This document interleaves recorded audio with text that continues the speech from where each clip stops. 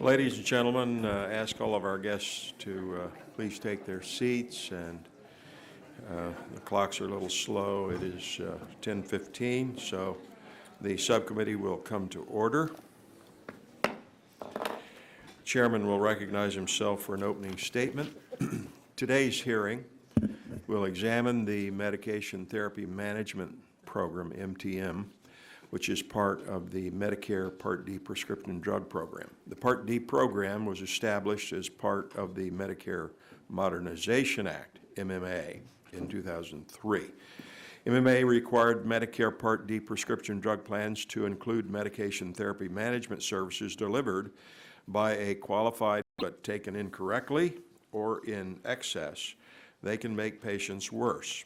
With thousands of prescription drugs on the market, frequently, no one prescriber, caregiver, or manufacturer knows the total picture for each patient. MTM services target beneficiaries who have multiple chronic, likely take multiple medications, and are likely to incur very expensive annual medical cost.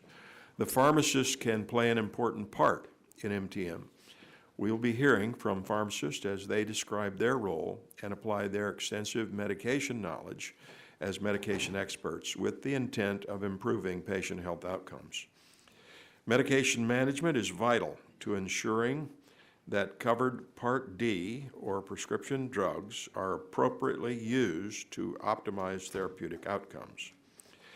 As we have heard from our senior constituents, they rely on the Part D program, and Congress has a responsibility to ensure that the MTM program is working as intended. Today, we have two panels, including the administration's witness from the Centers for Medicare and Medicaid Services, CMS, the Director of Delivery System Reform. Additionally, we will hear from a panel of experts and stakeholders as to their ideas and recommendations for possible improvement in this evolving program. Does anyone on my side of the aisle seek time? If not, I will yield back and now recognize the distinguished ranking member.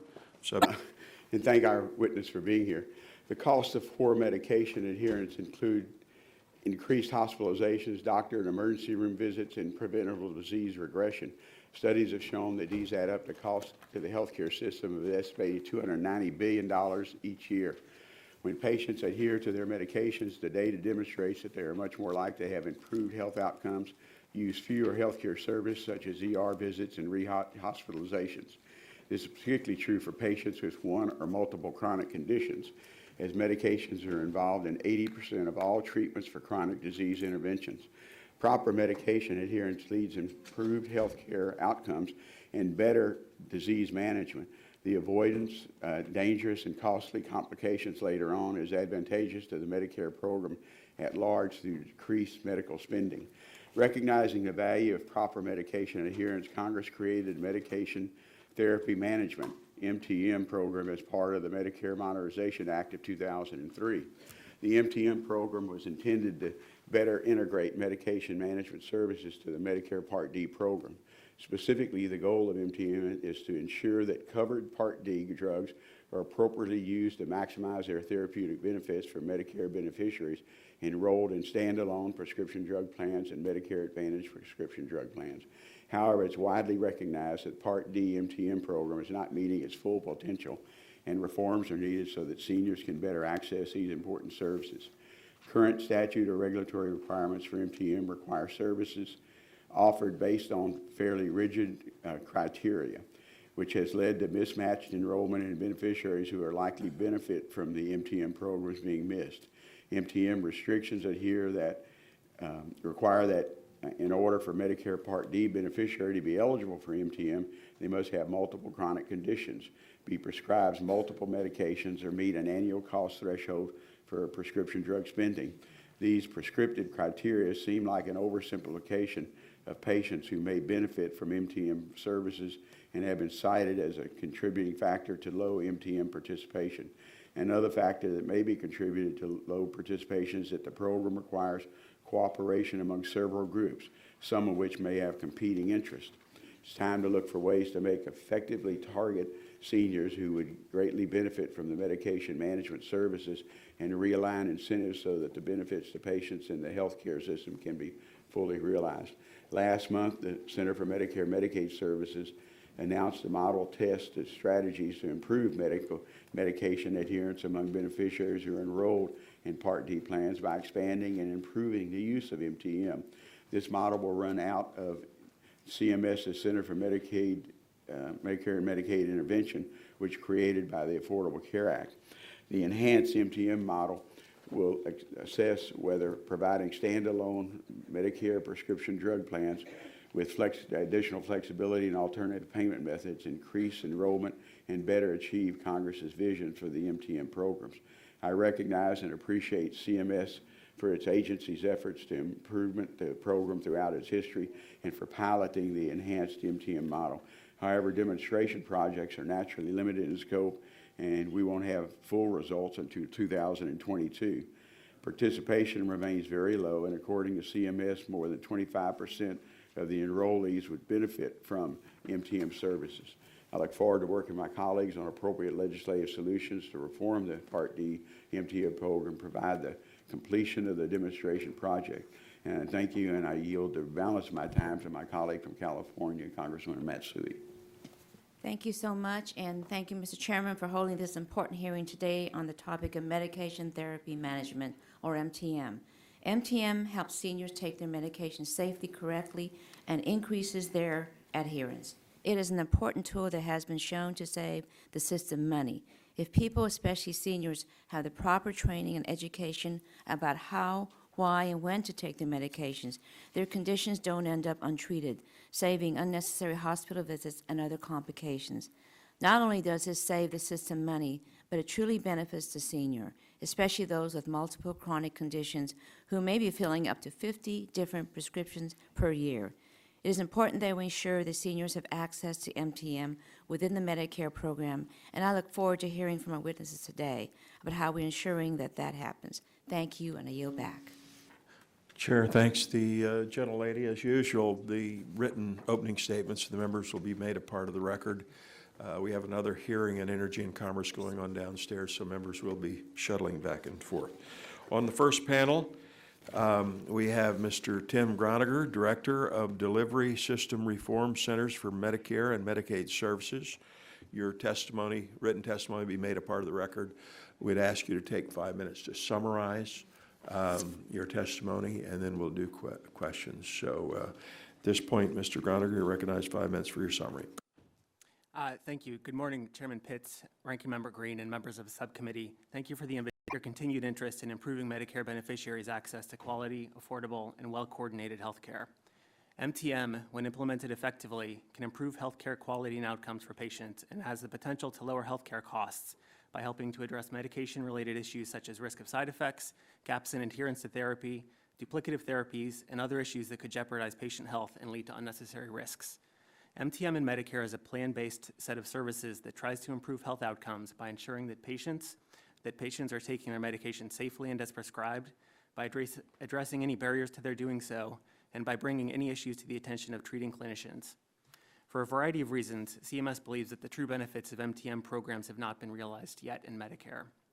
While CMS has made changes to MTM programs over the last decade and in consultation with stakeholders, participation in such programs remains very low, with only about 11% of beneficiaries enrolled in MTM programs today. Performance data and our interviews with industry experts suggest that misaligned incentives have led Part D plans to focus on meeting minimum technical requirements rather than trying to identify opportunities to improve the health of Medicare beneficiaries. Specific concerns include that plan sponsors are not rewarded for improvements in the quality of care received through MTM programs. Plan sponsors cannot receive any benefit from reductions in spending in Parts A and B of Medicare, so their interests are not entirely financially aligned with those of the Medicare program or of beneficiaries. And compounding that, competitive pressure to keep premiums low to attract enrollment means that investment in MTM services comes at a competitive cost without any financial gain. Despite these obstacles, we believe that Part D needs a strong MTM program because there are a number of barriers that can prevent beneficiaries from taking their medication safely and as prescribed. For example, some beneficiaries have difficulty with forgetfulness and memory issues, the physical taking of pills and opening pill bottles, the cost of cost-sharing for medications, medications prescribed by multiple prescribers without a coordinated process to reconcile those prescriptions. Pharmacists, Part D sponsors, and other experts have identified include improved patient education, medication reconciliation, reminder programs and packaging, refill synchronization, and risk-based targeted interventions with beneficiaries and prescribers. Industry experts suggested that more targeted and differentiated interventions to help patients understand their medications on a more frequent basis are required. Smaller bites of information at learning points, such as care transitions, starts of new medication, and around annual wellness visits, for example. A few notes on the model itself. Through this project, CMS will test whether providing Part D plans with regulatory flexibilities, aligned financial incentives, and access to Medicare claims data will better achieve Medicare's original vision for MTM programs. The enhanced MTM model will incentivize plans to right-size their investment in MTM services by expanding enrollment and improving the coordination of care experienced by beneficiaries. Key elements of the model include the ability to offer different MTM services to individuals based on their level of medication-related risk, with interventions tailored to those enrollees' specific barriers to improvement, including cost-sharing assistance to beneficiaries who need it, a prospective payment to support more extensive MTM interventions that will be outside of a plan's annual Part D bid and premium. The model also includes the opportunity for plans to qualify for a performance-based payment in the form of an increased premium subsidy for plans that successfully reduced medical spending in Parts A and B of Medicare. The ability to access Parts A and B claims data from CMS will also support plan participants by helping to identify and coordinate care for individuals enrolled in the MTM models. A couple of notes on pharmacy and pharmacist role in the program. This model provides a potential opportunity for plans to invest in pharmacist-based MTM programs at the local level, where the opportunity for direct beneficiary engagement is greatest. Pharmacists might be well positioned to identify candidate beneficiaries starting new medications with risky side effect profiles, to help patients receiving medication assistance devices such as pill splitters or mobile phone reminder apps, to synchronize refills, to provide home delivery and cost-sharing assistance, and to provide counseling and advice tailored to the patient's needs and situation. In conclusion, CMS believes that the enhanced MTM model will give prescription drug plans stronger incentives and flexibility to improve prescription drug safety and effectiveness, working with beneficiaries, pharmacists, and prescribers. CMS looks forward to working with these and other stakeholders in the coming months and years to learn more about ways to maximize the benefits of MTM to promote better care, smarter spending, and better health for Medicare beneficiaries. I thank the subcommittee for the opportunity to share our plans for this important demonstration and would be happy to answer any questions that you may have on the model. Chair, thanks, gentlemen. Again, thank you for coming. Thank you for your testimony. I'll begin the questioning. Recognize myself 5 minutes for that purpose. Mr. Groniger, can you provide a range of how many plans you expect to participate in the innovation model from the 5 Part D regions selected for inclusion? We haven't identified a cap or limit on participation in the model. The model is open to any plans that would like to participate and can submit qualifying applications. In the regions that are selected, the 5 regions, there are about 13 to 15 plans in each region, so that would be the maximum. And we will be identifying and evaluating applications, and so we'll find out the number of applications as we go through that process. Now, it is my understanding that the regions chosen for participation were evaluated on a number of criteria, such as variation in market competition and the range of Parts A and B spending. Can you provide any more insight into how these regions were selected? Yes, sir. In designing all of the Innovation Center models, including this one, we look to make sure that we have a sufficient number of participants to power the evaluation design. And in this case, we needed about that many regions to get an appropriate number of beneficiaries and plans participating. As I mentioned, we hope that all or most plans in those regions will submit good applications. We wanted to make sure that the participants were representative of the national market as a whole, as well as being able to identify areas with higher and lower Medicare spending that had different types of areas of the country, whether rural or urban, to make sure that the evaluation could identify a nationally representative result. Can you briefly summarize how the innovation model will work to realign financial incentives and regulatory constraints that PDPs currently face when trying to implement meaningful MTM programs? Yes, sir. Today, Part D plans offering MTM programs are required to offer a certain set of services and are required to define a minimum number of patients who are eligible for these programs based on criteria such as how many chronic conditions a patient has, how many drugs the patient is taking, and expected spending for the course of a year. We know that more than 11% of Medicare beneficiaries can benefit from MTM programs. Previous work by CMS and other experts suggest that 25% or even more could benefit from these programs. And we also know that there are certain beneficiaries who fall under those criteria who could benefit from interventions. Patients who are taking drugs such as blood thinners that are unusually risky, even if it's the only drug that they're taking, can benefit from counseling and management of those therapies. So we are providing in this model the flexibility to use a risk-based approach to identify beneficiaries who need the intervention the most, identify interventions that will support that patient's care needs in collaboration potentially with pharmacists, with the patient's physicians, and will provide a more comprehensive set of interventions that can support care improvement. For the alignment on incentives, never before has a Part D model provided an incentive for Part D plans to manage or contribute to managing the overall cost and quality of care for a patient. So this will allow Part D plans to benefit if they're able to lower overall medical spending directly by receiving a $2 premium reduction later on in the model. That will provide competitive benefits if they are able to demonstrate the effects of this program. Cost-sharing assistance for financially needy enrollees is referenced as, quote, enhanced and individualized MTM strategy, end quote, in the announcement from CMS on the MTM innovation model. Will the individual PDPs or CMS be defining who is financially needy? So it's a good question. Thank you, sir. We are asking for plans to provide us ideas on the right types of interventions that are needed here. And so we are hoping to see a diversity of programs created and identified. Plans will, if they choose to take advantage of this option, then they will need to submit a detailed plan around what types of interventions and what types of medications and what situations would give rise to offering cost-sharing assistance.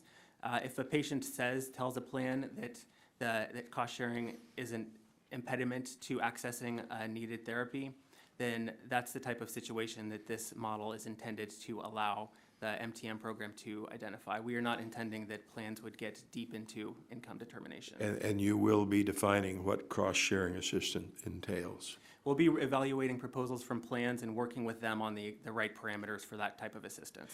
And can we expect this will be elaborated on in the request for applicants? Because we are the request for applications will include what the plans need to submit to us, and we will then take those applications and work with plans to make sure that it is an intervention that makes sense. Thank you. My time's expired. Chair recognizes Ranking Member Mr. Green, 5 minutes for questions. One of the great successes of the Affordable Care Act is that it not only provided life-saving health insurance coverage to millions of Americans, but it also changed the way we pay for health care. The ACA has indisputably put our health care system on the path toward one that reimburses for value instead of volume. Patients now have the option to be cared for in a more integrated system, such as accountable care organizations and patient-centered medical homes. Mr. Groninger, in your testimony, you wrote that the enhanced MTM model will be complementary rather than duplicative of the ACOs and other integrative care models. Can you elaborate on that interaction? Yes, thank you, sir. So for most ACOs, the number of plans that are supporting care for the number of prescription drug plans that are providing drug benefits for their aligned populations could be anywhere from 15 to 20 or 30 plans. And those plans are often in a better position to understand the scope of the patient's medication-related issues and needs because they have access to the full set of data or nearly the full set of data on the drugs that patient is using. Today, though, as we've discussed, there isn't a strong incentive for plans to engage with ACOs or other physicians who are managing the care of their patients overall. And so that physician may not be able to see the full picture that they need to see of the medications that the patient is taking. This model will create the opportunity for a pathway that plans can invest in MTM services that could include linkages with physician groups to provide better information to the physician managing the patient's medications and overall care, and so enhance the work of an ACO or other alternative payment model.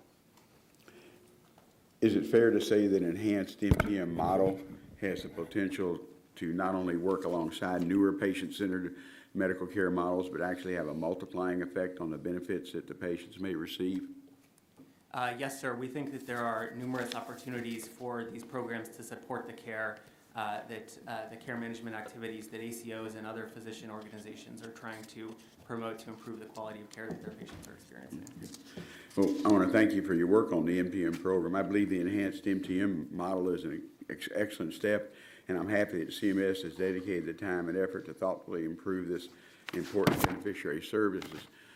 On the other hand, one of the drawbacks of any demonstration project is that by nature limited in scope, and we won't have full results until 2022.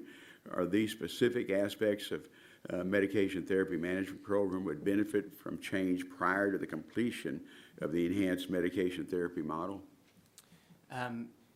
We are in the process of standing up the model right now, so we are still working on the front end part of getting plans to apply and getting the process stood up for 2017. We do think that we allowed 5 years for the model to work and to provide adequate time for evaluation, because we heard that these types of interventions, there needs to be a lot of experimentation. It's going to take a process of refinement. Plan participants can also propose updates to their programs on an annual basis that we will discuss with them.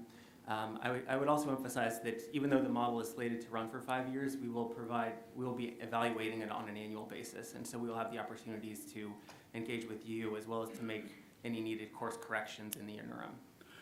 But during that 5-year period, if you have some type of real success, you could actually put those in place even before the 2022?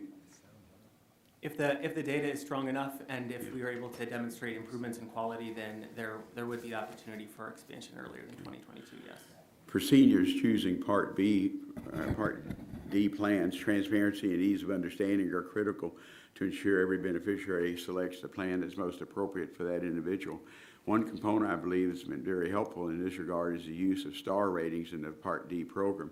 Can you discuss why CMS decided to add a comprehensive medication reviews to the star rating measurement beginning next year? Yeah, so we are constantly looking at improving our quality rating systems and our quality performance systems. We have had the STAR program in Part D for a number of years now. We have also been aware of issues, and that we have worked over the years to try to improve enrollment in and the scope of the MTM program.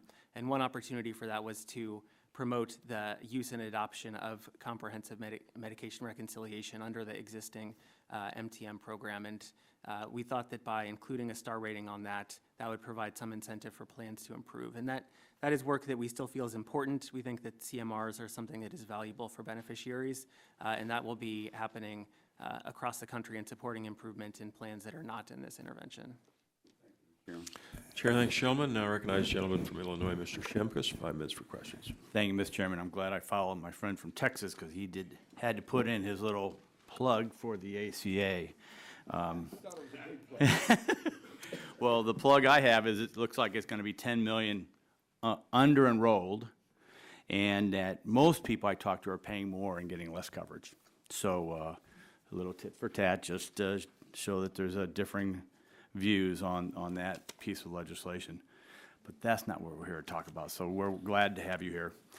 So I come from a very large district in southern Illinois, 33 counties. Many of my seniors, most in need, the pharmacist might be the only health care provider that they have consistent access to in this area that we're talking about today. You know, as a result, they see their pharmacist, they're visiting their pharmacist, and the pharmacist can, many times, you know, they can start asking them, because they look maybe jaundiced a little bit when they come in, or then they can start asking these questions. So in this process, I'm kind of excited about this, but of course we will make sure that as this that the pharmacy community, especially the independents and some of the chains, they're involved in this process. Do you track and have evidence showing how this relationship translates when it comes to outcomes and emergency room usage and hospital utilizations in rural and underserved areas? So is there a way you kind of, the thing we have is this cost-benefit analysis, right? So if we're going to move to this new model, if they're able to identify stuff through the management practices, are you trying to track the savings on the, the back end? Yeah, we are, yes and yes. We are very attentive to the issues facing rural communities and difficulties accessing providers and traveling long distances. We have also heard from many community pharmacists that the current MTM program really doesn't touch them very often, and we think that that's largely a result of the misaligned incentives and regulatory barriers that we've discussed. That we are hopeful that this will provide a pathway for investment in some of those services that can be delivered often by local community pharmacists, potentially by others. Today, a lot of MTM programs are provided by national or regional contractors, and many of them are very competent and capable and also able to engage with local pharmacists. But because there's not a strong incentive to invest, we think that they're mostly in the cost minimization approach rather than recognizing the full potential here.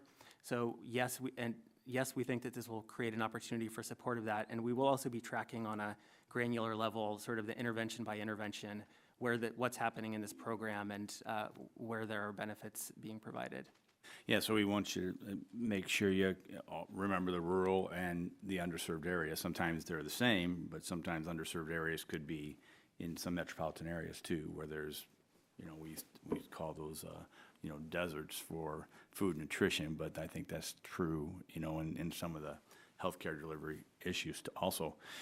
You mentioned that current MTM statutory and regulatory provision and limitations may lead to some beneficiaries who don't benefit from MTM being included in the programs, while missing some of the beneficiaries who would benefit from the MTM programs. Can you give us some more specifics on what changes you think might be needed to include more people that could benefit from the program and removing those who don't benefit from the program? Sure. So, for example, we talked about the need for a cost threshold and a minimum number of chronic conditions to qualify for MTM programs today. We know that diabetic patients often take drugs that are risky and can result in hospitalizations and other adverse events if they aren't managed well. Today, being diagnosed as a diabetic alone doesn't qualify you for an MTM program.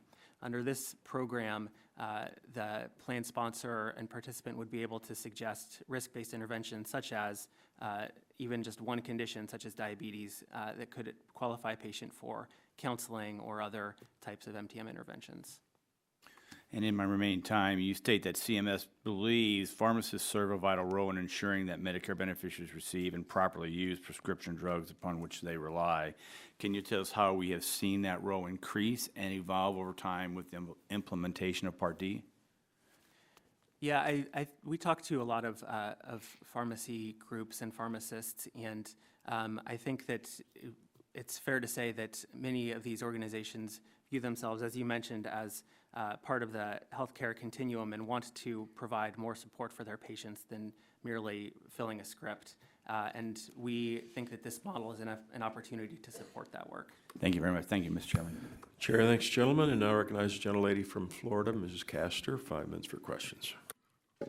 Thank you, Mr. Chairman, for calling the hearing today. Mr. Granger, I'm pleased to see that CMS is working to improve the medication therapy management program through the enhanced MTM model. The efficiencies that can be achieved haven't been maximized over the past few years, and this definitely is a step in the right direction. I do have a question regarding whether the model, what the model will look like from the patient's perspective. At first glance, most of the provisions of the medication therapy management model appear to target the insurer rather than the patient. I understand the rationale behind the restrictions on direct marketing, but I'm wondering if Medicare beneficiaries understand what the MTM is when it is offered to them. Personally, I wonder if beneficiaries are naturally skeptical when an insurance company says, here, we have additional services for you. Given that historically there's been a very low participation in the MTM program. Yeah, so we have historically included language in the Medicare and You handbook that's mailed out every year, as well as on Medicare.gov to explain what MTM programs are in case patients are contacted by their insurer. We also encourage beneficiaries, if they think they could benefit from these type of services, to contact their Part D plan directly. In this model, because the interventions are going to be very tailored and sometimes may operate at first in the background of the beneficiary, and the beneficiary will not know beforehand whether they will qualify from CMS on this, other than providing, again, language explaining what the project is and making sure that we are able to direct people to the right source to answer questions. We think, though, that part of the reason for low enrollment in the past is that plans have the ability to engage with beneficiaries, and as well as through trusted intermediaries like pharmacists and physicians. And so we think that there are multiple ways that further engagement with those stakeholders and those providers can support better enrollment in the program. Does it make sense to tackle some of the more expensive chronic conditions? For example, diabetes. Do you have something that is targeted to certain populations like that? We have seen diabetes as the most targeted chronic condition in MTM services today, and we expect that it will probably continue to be one of the most targeted. We have heard that chronic conditions that are very reliant on medication therapy, such as chronic obstructive pulmonary disorder, congestive heart failure, are likely to be candidates for intervention, but we are not prescribing that beforehand. We want to see a diversity and innovation in the offerings from plans here, and then we will hopefully be able to learn what works. Okay, thank you for your work on it, and we'll look forward to a report back that you've achieved greater efficiencies in the MTM. Thank you. Chair thanks the gentlelady, and I recognize the gentleman from Pennsylvania, Dr. Murphy. 5 minutes for questions. Thank you for being here today. This is very informative. Can you just help me understand the difference between a model test versus a demonstration? So I think in this case, there is not an important difference. This is a model test. I think it's a difference between statutory and common language. So this is a demonstration project being tested under the Innovation Centers Authority. So there's not, for example, a statutory authority for a model test? Is that what you're saying? We can get back to you on the exact wording of how this works in the statute, but yes, this is operated under the Innovation Centers Authority to test models. Okay. Thank you.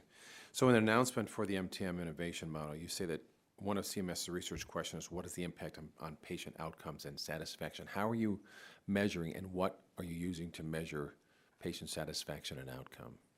So we are going to be conducting beneficiary surveys to understand how this program is experienced by involved beneficiaries, to see if they like the program, if they've appreciated the services available, if they felt that it's improved to a better understanding of their medication. We are going to be working with experts, with pharmacists and plans and physician organizations to define the right quality measures for the program. There aren't a consensus set of quality measures right now for MTM services, so we are going to have to work with others to build them. So is there for example, we've been talking about diabetes here as one example, in chronic illness. Do you have any kind of questions or areas, or at least you're thinking of in a direction with that yet? We don't have it put it out in our announcement to plans. Things like medication-related problems identified and resolved would be the type of quality measure. So like side effects, et cetera? Yes. Can I suggest here then, so there's been a number of studies, for example, that identify people with chronic illness, such as diabetes, heart disease, et cetera, have a much higher risk of depression, like double the rate. When you have untreated depression and a chronic illness, your costs double for multiple reasons. Some of them actually primary neurological, and how the body no longer fights. It doesn't have the same immune levels, exacerbation, illness, et cetera. But crossing over from that, for example, with diabetes, cardiovascular disease, et cetera, persons with severe mental illness have a much higher risk of those. Not only primarily because they perhaps are not caring for themselves as well, they don't keep appointments, they may fear the doctors because of hallucinations, delusions, et cetera, but also when they taking a second-generation antipsychotic, for example, higher risk for diabetes, higher risk for cardiovascular disease. I think type 2 diabetes is one. And so it's extremely important. When I've seen studies where, for example, the Jewish Healthcare Foundation in Pittsburgh is monitoring folks, they screen them at the same time for depression when they're diabetic or heart disease. They intervene quickly, and they actually find their overall costs go down, and they can use less medications to treat. So I hope you'll use a broader, coordinated, and integrated care model to look at that, and not just do you have symptoms of side effects or not, but are those being addressed in a more global perspective in a multidisciplinary way to try and address these issues. It is one of those things that, and I know Medicare is moving towards, in some with this integrated model, can be extremely important addressing those. But if we don't ask those, it's a problem. Second issue I want to get into is pain management. Some have said the elderly, actually, it's underserved in terms of managing pain. But the other issue is oftentimes the way you can quiet someone down is just give them some opiates for their pain, and then we run a higher risk of addiction issues. Not from someone who's set out to be a drug addict, but we give them so much opiates that they end up having an addiction to that. Is that something you'll also be monitoring in terms of how pain is managed? Your comments and suggestions for managing mental health medications and their interactions with other chronic diseases, and we will take that back. I think they're great suggestions. For opiates and other pain medications, we think that is one area that applicants might want to target for the reasons you identify. MTM programs also attempt to look at the over-the-counter medications that patients are taking, which can, and particularly for acetaminophen, can be a really bad interactive problem for opiates. And so we think that there are opportunities there to improve care and avoid risks, and we hope that plans will take advantage of that. Well, let me suggest something too, and pharmacists can be helpful. With the Affordable Care Act, there's at least 3 questions that are asked as someone is discharged, like for an emergency room, you have to fill out surveys. At least 3 questions that deal with pain. And since hospitals are finding themselves scored on this, I think there's almost an incentive for them to hand out more pain medication because it affects how much they're going to get paid. And then without follow-up, this committee has done a lot of work on looking at substance abuse and addictions issues, and I hope you look at that whole picture with things. But thank you so much for your focus on this. This could be innovative. Appreciate that. I yield back. Chair, thanks, gentlemen. Now recognizes gentlelady from California, Ms. Matsui, 5 minutes for questions. Thank you, Mr. Chairman. Traditionally, patients have been eligible for MTM services if they meet fairly rigid criteria regarding either the number of prescriptions utilized, the number of chronic diseases, or the total amount of prescription drug spending. However, there seems to be an oversimplification of patients that may benefit from MTM services. Mr.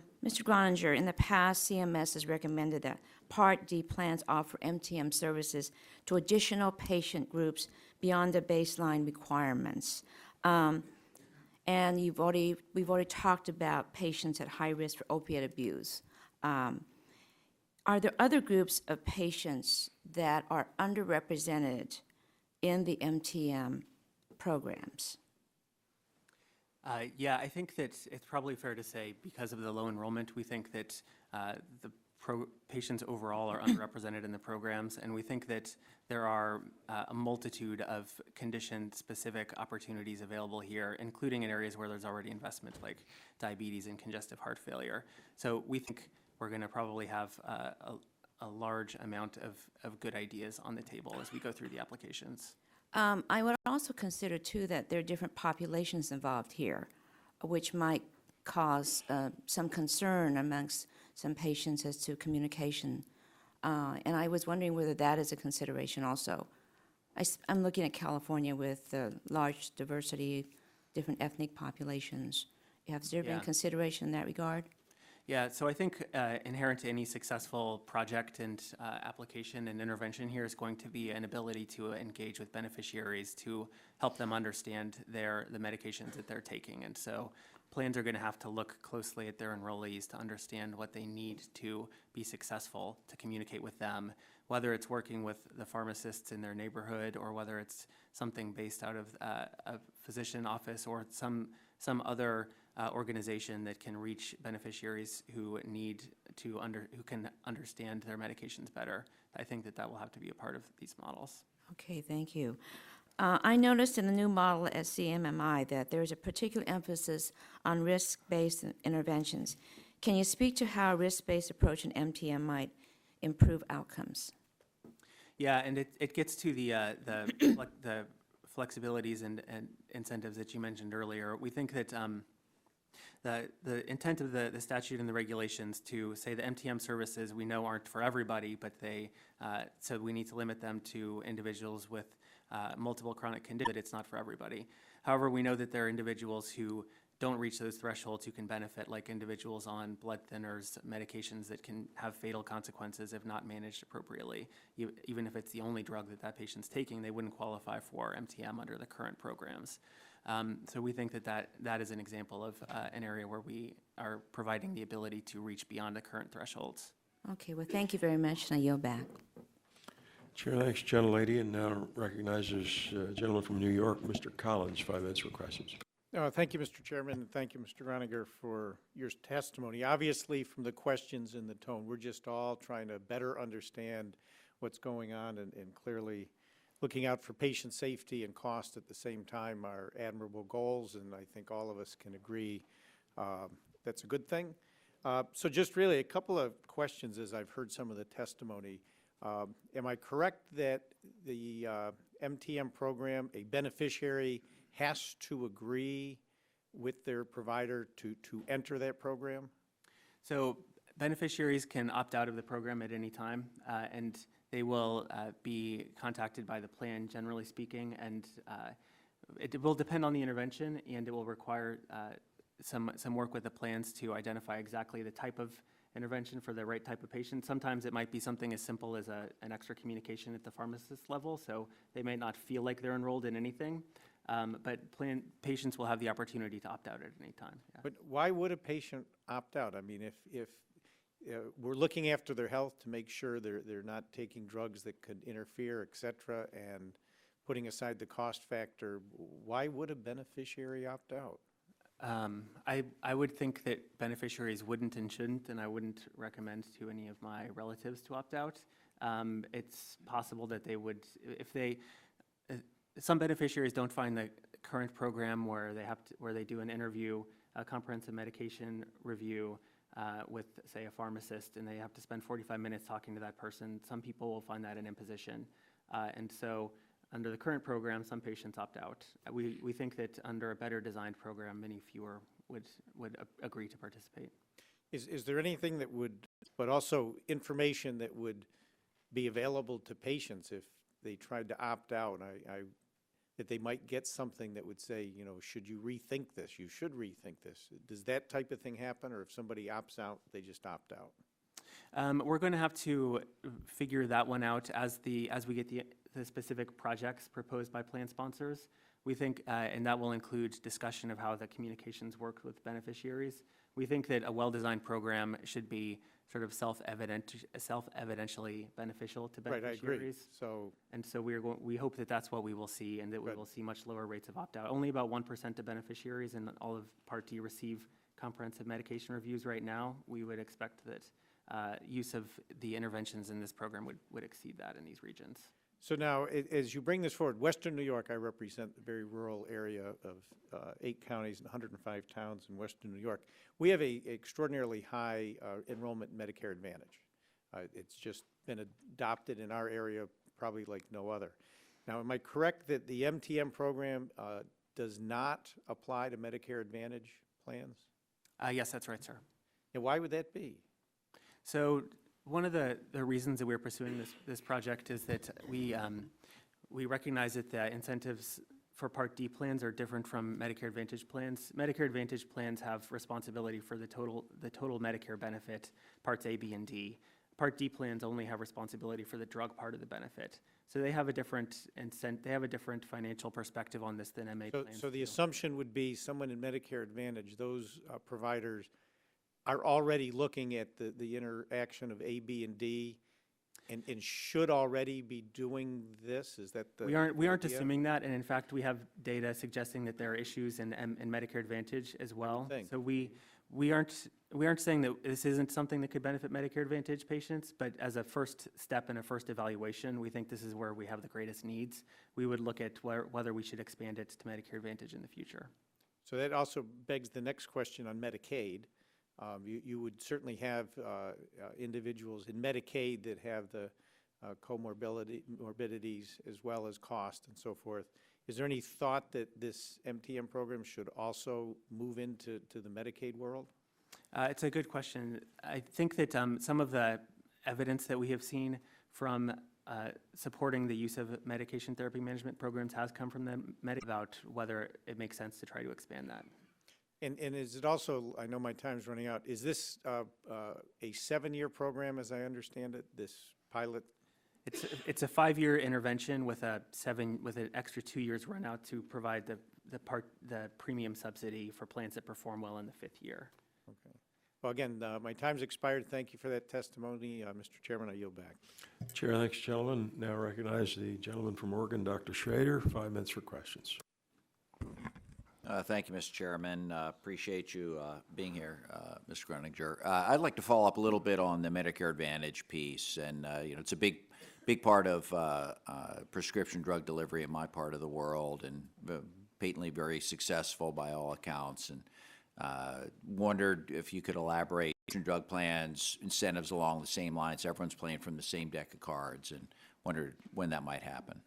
Sure. So Medicare Advantage prescription drug plans today are required to offer the same set of MTM services and interventions that standalone Part D plans are.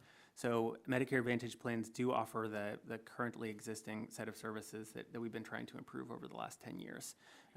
This model is focused on Part D standalone plans because of the misalignment of financial incentives is greatest there, and we think that the greatest opportunities to demonstrate the benefit of the program are the largest in the shortest amount of time there. We don't have plans to expand it to Medicare Advantage right now, but it is something I'd be happy to talk with you and others about over the coming months and year. I appreciate that, because I think there is an opportunity, and we want to make sure that as we hopefully get better healthcare outcomes from whatever healthcare delivery system continues to go forward, that we align them somewhat similarly. So again, we don't get this duplication. Some of the things you're trying to avoid actually with the new rules. And I guess I'd ask the chair if it'd be possible to include a piece of information and some concerns put forward by the National Association of Chain Drug Stores dated October 16th as part of the record for further consideration. Without objection, so ordered. And I yield back the rest of my time. Chair thanks the gentleman, and now recognize the gentleman from Indiana, Dr. Bouchon, 5 minutes for questions. Yeah, Mr. Chairman, I don't have any specific questions, just a few comments. I think I was a practicing cardiovascular surgeon before, and there are many barriers to patients properly taking their medications and being in compliance, and this is some of those. Other areas I think of interest to me are pre-packaging patients with certain amount of medicines they have to take on a daily basis. As many people know, patients already go home and take the little pill counters and put them in there themselves. But I'm very intrigued about pre-packaging at pharmacies, which some are doing now, where patients will just get a packet and all their medicines will be in there, and it helps with the compliance issue. And it also helps, I think, the pharmacist also, and the pharmacy, because we less wasteful product, so to speak, where patients have pill bottles renewed and still have 3 or 4 pills in the other one and switch to the new bottle, and those medicines are lost. So in the long run, there's a cost savings there probably for the healthcare system overall. So I appreciate your efforts at CMS to improve the quality of care for patients, and I yield back, Mr. Chairman. Chair thanks the gentleman. Now recognize the gentleman from New York, Mr. Engel, 5 minutes for questions. Thank you very much, Mr. Chairman. I'm always pleased when our subcommittee comes together in support of a particular cause, and I just want to say that Medicare Part D medication therapy management program is a very great example, and I thank our witness and look forward to the second panel as well. Mr. Granger, you note in your testimony CMS's belief, and I'm going to quote it, that the Part D MTM model will give prescription drug plans stronger incentives and flexibility to improve prescription drug safety and efficacy. And that's a quote. Can you talk a little bit about why plans don't feel such incentives currently? Or perhaps put differently, why isn't there already an incentive to improve prescription drug safety? Is there any reason that this wouldn't already be a goal? Yeah, so it's not that Part D plans aren't trying to deliver the best care for patients and that the clinicians managing care aren't trying to deliver the best care, and in many cases do have the desire as well as the financial incentives.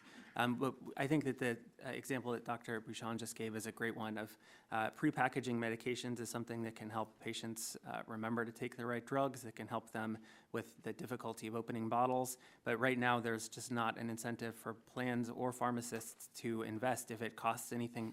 If it costs less than current standards, then they can justify it. But there's no incentive in place that can support that. There's no true up at the end that says you've done better on the medical side of the benefit, so we're going to provide some support for your work.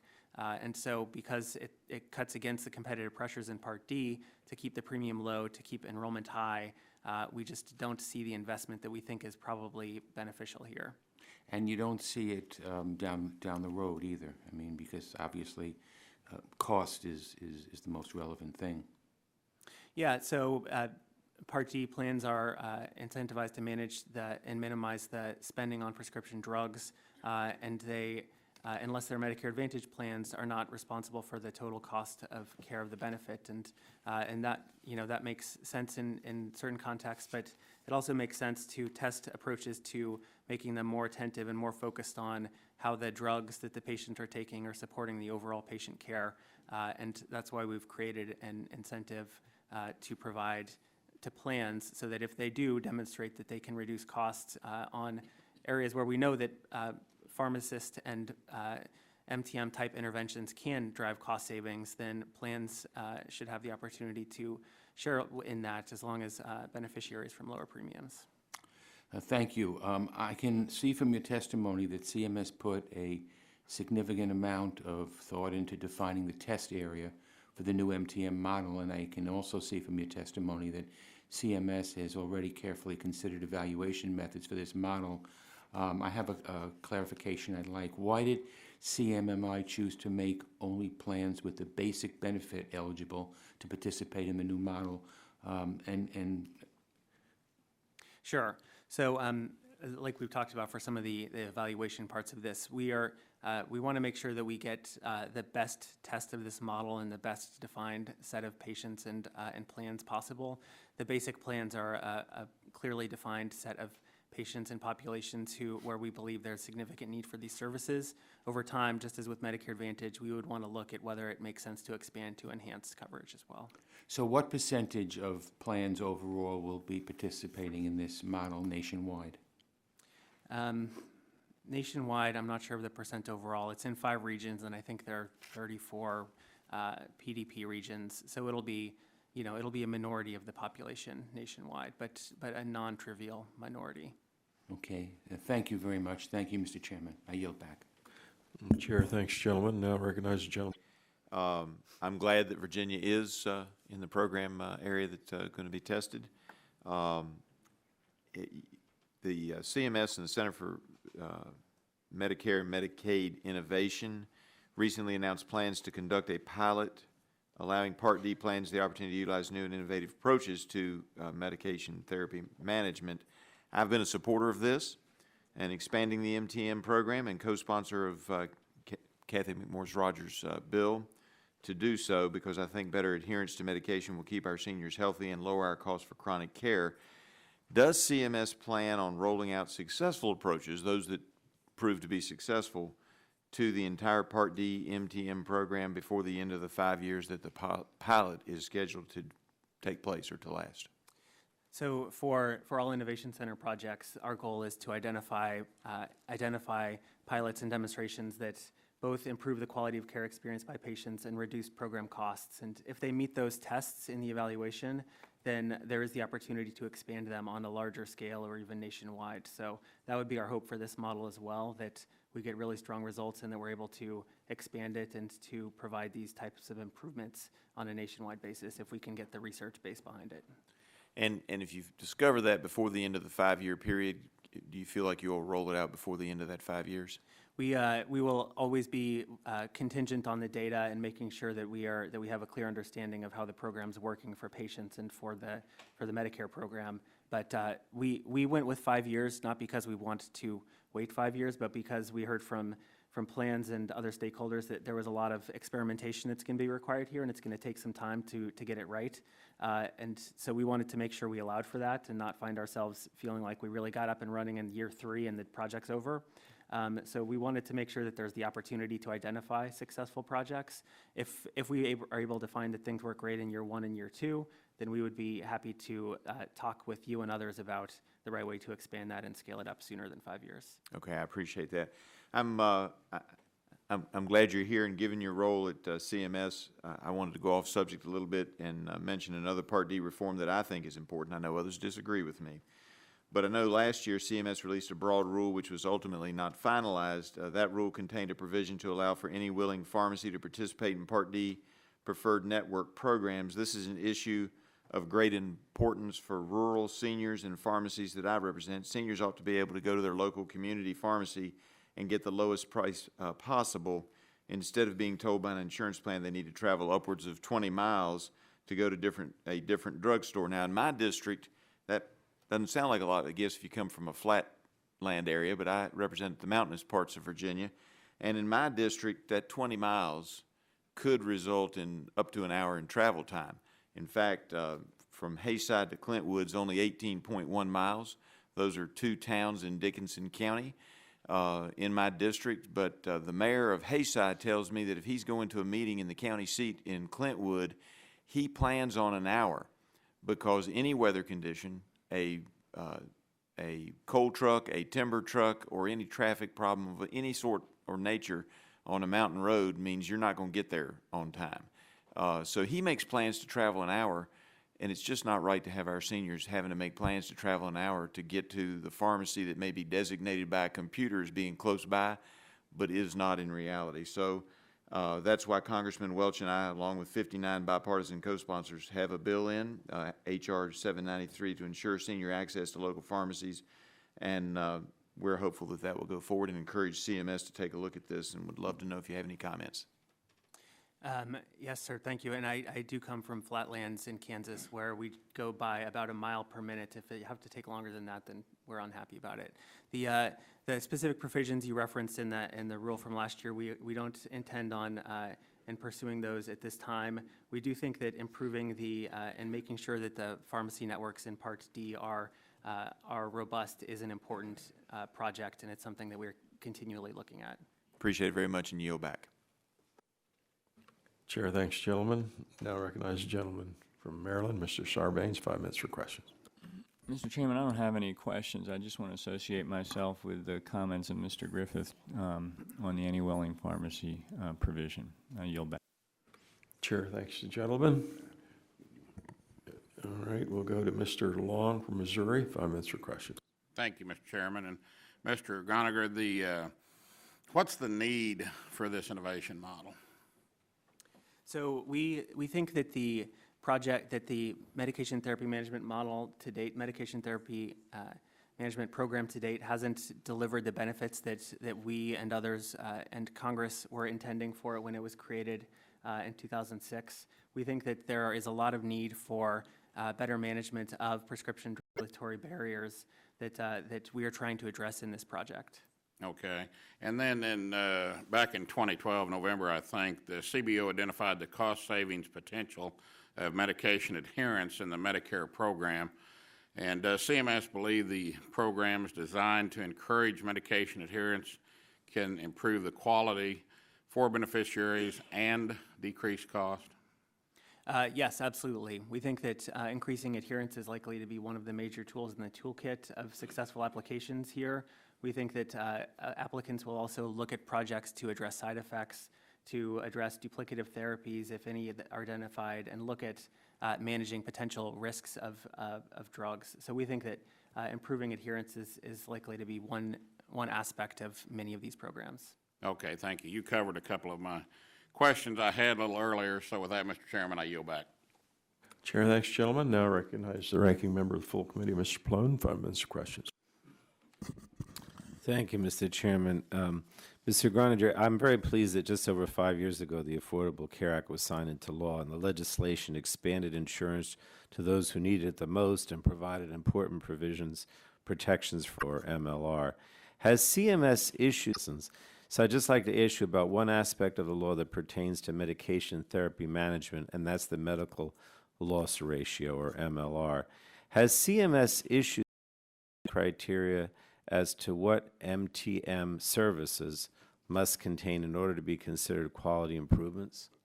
Yeah, so this is one of the regulatory and financial issues that we haven't discussed today, but the medical loss ratio rules stipulate that MTM programs today are counted as administrative costs, and so it's a further reason that plans feel the financial need to minimize the investment in these programs. Under the model, we will treat them as quality improvement activities, and so they will not be counted against the plan, so to speak, in the calculation of the MLR. So I think, so just want to elaborate a little more on CMS's decision to adjust the treatment of MTM services for purposes of the calculation of MLR. You want to just talk about that a little more? Is it just because as a means of encouraging it, or? Yeah, so plans side is something that they feel acutely. By providing the ability to take something that is a quality enhancing activity like MTM services out of to meet the minimum MLR to participate in the program, and so everything that counts against, or so to speak, out of the calculation, it will allow plans to look at the investments that they need to make here and to right size them on the benefits of the program itself rather than on a compliance checklist. All right. Let me ask you about the low-income subsidy patients. On average, Part D patients who receive the low-income subsidy tend to be in a poor state of health and subsequently need to take more prescriptions. And given that this is a more vulnerable population, I'm interested in how well the MTA program is being applied to our LIS patients. To date in Part D, what proportion of MTM-eligible Part D beneficiaries are LIS enrollees? I will get back to you on the specific numbers, sir. Today, the enrollment in MTM programs is slightly higher for LIS beneficiaries than for other beneficiaries. And we think that under this model, it's likely low-income beneficiaries, including LIS beneficiaries, are likely to be people who successful plans study and try to target for specific tailored interventions to help them access their medications. We think that we know that LIS enrollees are also in basic plans, which are the plans that are eligible to apply here. So we think that it's likely to support improvements in care for LIS beneficiaries through that channel as well. So is there anything else you could say about how the rates of MTM participation compare between LIS enrollees and other beneficiaries, other than what you mentioned? Let me get back to you on the specific numbers on that one, sir. But right. We think that this will improve the ability of plans to engage with LIS beneficiaries. Are there elements in the CMMI enhanced MTM model to specifically target the low-income subsidy patients? The particulars of the interventions, including beneficiary communications and the conditions targeted, are something that plans are going to propose, and we are going to work out with plans around the right way for that intervention to happen. So it's something where we hope to see diversity of approaches and innovation from the participants and applications. All right, and the last question is, will CMS be tracking MTM participation and rates of comprehensive medication review amongst these low-income subsidy beneficiaries? Yes, definitely. All right, thank you so much. Thank you, Mr. Chairman. Chair thanks the gentleman, and now recognize the gentlelady from North Carolina, Mrs. Elmers, 5 minutes for questions. Thank you, Mr. Chairman, and thank you, Mr. Groninger, for being with us today. And I apologize for coming in late, and you may have already addressed the question that I have for you. But in relation to the medication therapy management program, you know, CMS already acknowledging that the Medicare Part D program itself has been utilized lower than had been expected. I was just wondering, and there again, I know there have been many discussions, especially the pilot program that's going to move forward. That was another one of my questions. But if you can just identify for me what you think the reasons are that this program has not been as successful as anticipated. Sure. And it gets back a little bit to the question that Ranking Member Pallone asked. We think that under the construct today, Part D plans operate in a very competitive market. They need to keep premiums low to both to attract enrollees as well as to qualify as a low-income subsidy benchmark plans, which qualifies them for some automatic enrollment. So in that circumstance, plans you have to look very hard at where they invest and where they try to do quality improvement activities. And because MTM services cost money, not necessarily a lot of money, but plans really are discouraged in some ways by the current structure from investing in activities that are known to improve quality. So this is a required service for plans in Part D, so they do it, and we've defined how to do it, and we've tried over the years to expand the number of people involved as well as the flexibility of what can be offered. But we have some statutory constraints as well as regulatory history. So this is an attempt to step outside of that box and say, we know that there are potential interventions here that can benefit patients. Let's create a model that is sustainable for plans to invest in those services, provide the type of investment that can work with local pharmacists, that can work with the patient's physicians, that can provide better counseling to patients and better understanding of their medications, provide a framework for that, and hopefully we will see this program take off. Great. Thank you so much for your time. And with that, Mr. Chairman, I yield back. Chair, thanks the gentlelady. That concludes the questions of the members present. I'm sure we'll have follow-up questions, and other members who may be in another hearing will want to ask questions. We'll send them to you in writing. We ask that you please respond promptly. Thank you very much for your testimony. Your time been very informative. While the committee sets up for the second panel, the committee will stand in recess for 3 minutes.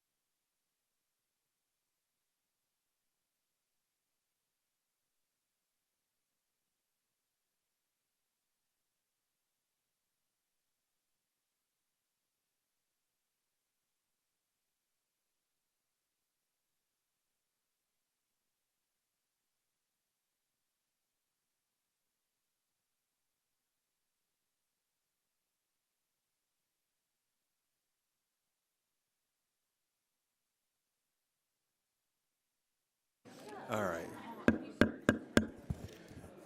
Ladies and gentlemen, if you'll take your seats.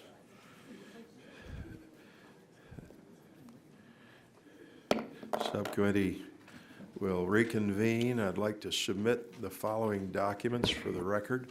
Statements from the American College of Clinical Pharmacy and the College of Psychiatric and Neurologic Pharmacists, from the American Association of Diabetes Educators, from the American Pharmacists Association, from Prescriptions for a Healthy America, from the American Society of Health System Pharmacists, from the Healthcare Leadership Council, from the National Community Pharmacists Association, and from the National Association of Chain Drugstores, and from the Academy of Managed Care Pharmacy. Without objection, those will be entered into the record. Pleased to welcome the second panel at this time, and I'll introduce them in the order of their presentation. First, we have Mr. Lawrence Cocotte, Principal and National Leader, Center for Healthcare Regulatory Insight, KPMG. Secondly, we have Mr. Mark Merritt, President, Chief Executive Officer of the Pharmaceutical Care Management Association. Thirdly, Mr. Jesse McCullough, Director, Field Clinical Services, Rite Aid Corporation. And finally, Dr. Richard Thomas Benson, Associate Director of Stroke, MedStar Washington Hospital Center. You will each, first of all, your written testimony will be made a part of the record. You'll each be given 5 minutes to summarize your testimony. And we welcome you. Thank you for coming. And Mr. Cocotte, you're recognized 5 minutes for your summary. Thank you, Mr. Chairman. Chairman Pitts, Ranking Member Green, and distinguished members of the subcommittee, thank you all for this opportunity to testify on behalf of on the Medicare Part D Medication Therapy Management Program. My name is Larry Cocotte, and I'm currently Principal and National Leader of the Center for Healthcare Regulatory Insight at KPMG. As a former senior official with CMS during the implementation of the MMA, I was an active participant in the implementation of Medicare Part D. Specifically, I was involved in the development of the original MTM program requirements and regulations. More recently, I was the project leader for the technical expert panel convened by the Brookings Institution and the MITRE Corporation to inform the development of the Medicare Part D enhanced MTM model recently announced by CMMI. The MMA amended the Social Security Act to provide subsidized prescription drug coverage to Medicare beneficiaries through Medicare Advantage or through a standalone PDP. Today, nearly 40 million Medicare beneficiaries are enrolled in a Medicare-sponsored plan that provide prescription drug coverage, with approximately 24 million Medicare beneficiaries accessing their prescription drugs through a standalone PDP. Effective medication use can prevent or address acute chronic illnesses and improve beneficiary health outcomes and reduce overall health care costs. However, prescription drugs are often inappropriately used or suboptimally used, leading to adverse drug events, unnecessary hospitalizations, and other unintended health outcomes. Noting the great benefits as well as the potential risks of providing prescription drug benefit coverage to Medicare beneficiaries, Congress required that all Part D plans provide an MTM program to optimize therapeutic outcomes through improved medication use and to reduce the risk of adverse events. While the MTM program has had a positive impact on the health outcomes of some Medicare beneficiaries, the program has not lived up to expectations. Some plan sponsors view MTM as a necessary cost of participating in the Part D program, and they do the minimum necessary to engage patients to satisfy CMS requirements. Experts across the spectrum of plans, pharmacists, academics, and advocates have noted that the success of the MTM program is severely limited by a misalignment of incentives. Furthermore, better evidence is needed to understand how MTM can more effectively be used and what factors are most important to broader adoption and use. Recognizing the limitations of the current program, CMMI convened a technical expert panel to explore some of the major barriers to MTM program development and advancement. As a result of the TEP discussions and consultations with a broad array of stakeholders, CMMI recently announced the enhanced MTM model demonstration. This demonstration has three important elements. First, it will provide additional regulatory flexibilities to allow plan sponsors to design more individualized and risk-stratified interventions. Second, it will realign the incentives to provide a prospective payment for more extensive MTM intervention investment that will be outside of the plan's bid And third, it will provide a performance payment in the form of an increased direct premium subsidy for plans that successfully achieve a certain level of reduction in fee-for-service expenditures and fulfill quality and other data reporting requirements under the model. Greater regulatory flexibility and a fundamental realignment of incentives for providing more robust and meaningful MTM through the enhanced model will encourage plan sponsors to deliver a more patient-centric and comprehensive approach to improve medication use in Part D. Likewise, the program could create new competitive opportunities for Part D plan partnerships that leverage data sharing and provider communications to bring greater value to the Medicare program and Medicare Part D beneficiaries. This could encourage plan engagement with more providers, including pharmacists and physicians, to more systematically collaborate, coordinate patient care, and optimize drug therapy. Additionally, the model could better align Part D and the goals of MTM with other CMS programs incentivized to deliver higher value care to Medicare beneficiaries, such as the Medicare Shared Savings Program. There are a number of factors that Part D sponsors will consider before participating in the model, some of which are outlined in my testimony. Nonetheless, I believe the enhanced MTM model is a critical first step to aligning the PDP sponsors and government financial interests. The model promises to create incentives for more robust MTM investment. It will provide flexibility to better target the interventions to the right patients at the right time, and it will help generate better evidence on how MTM can be more effectively deployed across the healthcare system. The enhanced MTM model demonstration has the potential to unleash greater private sector innovation in the MTM program to provide higher quality prescription drug benefit for Medicare Part D beneficiaries. If the objectives of the demonstration are achieved, the MTM program could add even greater value to Medicare by improving the health outcomes of beneficiaries in Medicare Part D. Thank you, Mr. Chairman, for this opportunity to appear before the subcommittee. I'm happy to take any questions. Chair, thanks, gentlemen. Now recognizes Mr. Merritt, 5 minutes for his summary. Good morning, Chairman Pitts, Ranking Member Green, and the other members of the panel. Thank you for having me today. I'm President and CEO of the Pharmaceutical Care Management Association. My name is Mark Merritt, and I appreciate the opportunity to be here today and talk about an issue which actually has a lot of synergies among different stakeholders in healthcare, and that's improving MTM and Medicare Part D. PCMA, my trade association, represents America's pharmacy benefit managers, which administer prescription drug plans for over 250 million Americans with coverage through employers, unions, FEHPP, Medicare, and other programs. You know, we're probably best known for what we do in Part D because it's such a popular, successful program, but it is a program that can be improved. We do offer high-quality benefits, affordable benefits. We do this by offering an array of choices to consumers, by negotiating discounts with manufacturers, with retailers, establishing affordable pharmacy networks, and offering innovative convenience tools like home delivery for prescription refills. We also use sophisticated analytics to prevent harmful drug interactions and improve patient safety. And on this note, the Part D statute includes the medication therapy management provisions that are designed, or the goal of them anyway, is to improve adherence, reduce adverse drug effects, and make sure there's no underuse, overuse of prescription medications. And I think we'd all agree the promise of MTM has not been fully realized, and that there's an opportunity here with this CMMI model to get it right. The reason there have been problems have been stated from some others, but let me just kind of go through our list here. You know, first, the one-size-fits-all MTM requirements that are currently there prevent Part D drug plans from focusing on the beneficiaries who could really benefit most from the services. We're required to provide the same uniform services to every eligible patient, regardless of their level of need, their level of compliance, their condition, or their willingness to participate in the program in the first place. It'd be much more productive to let plans develop innovative programs that treat patients like individuals according to their particular needs, circumstances, and receptivity to MTM services. Second, even when MTM services appear to be working in Part D, the standalone plans have had little visibility into the patient outcomes or economic savings they may generate in Medicare Parts A and B. Third, the existing MTM program offers no economic incentives to innovate or improve MTM services. In fact, there's somewhat of a disincentive to do so, since it's unclear whether investments that go beyond the bare minimum are treated as administrative rather than quality improvement expenditures in the medical loss ratio calculations. In this light, we've encouraged CMS to explore new approaches that would improve the program in 6 ways. First, let plans target high-risk beneficiaries most likely to benefit from such interventions. Our plans have broad knowledge, not just in Medicare, but all across America and all these different programs to target people in different ways. The more flexibility we have, the better. Second, if we have greater flexibility and a better range of services, we'll do better for patients, do better for the program. Third, we need financial incentives for plans to innovate and expand MTM services. As Mr. Groniger said, right now our top goal is to provide the best benefits at the lowest premiums, lowest cost sharing we can find.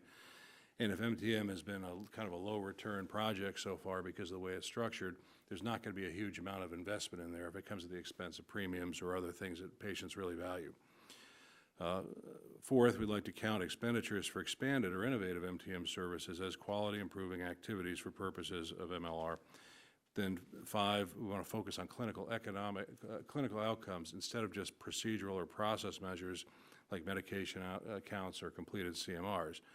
It's not that those are not important, but outcomes are what really people are looking for, both clinical outcomes, economic outcomes, and that's what we need to focus on. And six, standalone PBMs should have access to Part A and B beneficiary outcomes data, including alignment with ACOs. To its credit, CMS is working collaboratively with stakeholders and understands that the current requirements are preventing the MTM program from realizing its potential. We've had very productive discussions with them, as have other stakeholders here today. CMMI's new Part D enhanced MTM model program largely addresses our concerns and offers new hope that the original goals of MTM can be realized starting in 2017. So in conclusion, our hope is that Congress and CMS regulators will allow this program to get off the ground and resist the temptation to add new MTM requirements in the meantime. The model needs time to build momentum, produce results, and fulfill the original goals of the MTM program. Thank you for your time, and I look forward to answering any questions you might have. Chair thanks the gentleman. Now recognizes Mr. McCullough, 5 minutes for your summary. Chairman Pitts, Ranking Member Green, and members of the House Energy and Commerce Health Subcommittee. My name is Jesse McCullough, and I am the Director of Field Clinical Services for Rite Aid Corporation. I oversee Rite Aid's clinical programs in Michigan, Ohio, Pennsylvania, New Jersey, and the District of Columbia. My primary objectives are improving performance of medication therapy management, immunization, and quality measure-based programs by identifying ways to reduce or eliminate barriers to providing these healthcare services to patients in the communities that we serve. We greatly appreciate this opportunity to testify because we feel strongly about the ability of MTM to improve the quality and affordability of healthcare services. My written testimony goes into greater detail, but I would add this statement is consistent with the policy positions of the National Association of Chain Drugstores, of which Rite Aid is a member. For my oral testimony, I would like to summarize the importance of MTM, some progress in advancing it, and challenges and opportunities for its improved utilization. First, the importance of MTM. Medications are the primary intervention to treat chronic disease and are involved in 80% of all treatment regimens. Medicare beneficiaries with multiple chronic illnesses call on 13 different physicians on average, have 50 different prescriptions filled per year, account for 76% of all hospital admissions, and are 100 times more likely to have a preventable hospitalization. Yet, medication management services are poorly integrated into existing healthcare systems. Poor medication adherence alone costs the nation approximately $290 billion annually, 13% of total health care expenditures, and results in avoidable and costly health complications. My written testimony details numerous studies that demonstrate MTM's ability to help fix this. The Centers for Medicare and Medicaid Services and the Congressional Budget Office have reached positive conclusions about MTM and proper medication use. Several states have implemented MTM programs and have seen notable savings for the state and beneficiaries. An MTM program in Ohio returned $1.35 for every $1 invested in the first year and $2.17 for every dollar invested in the second year. This is one example amongst many. Now, about progress in leveraging MTM. Despite the proven value of MTM, the Medicare Part D MTM program has seen low enrollment and utilization rates. Current restrictions limit the eligible population too dramatically. That said, plans are required to offer a minimum level of MTM services. And CMS has taken steps to improve the quality and measuring of the Part D MTM program. CMS and the Center for Medicare and Medicaid Innovation recently announced an initiative that would provide Part D plans the opportunity to utilize enhanced MTM models and strategies. Rite Aid applauds that. Although the testing phase for the program is 5 years, meaning that it will take a long time to incorporate useful strategies across the Part D program. So what are the challenges and opportunities that can be addressed now?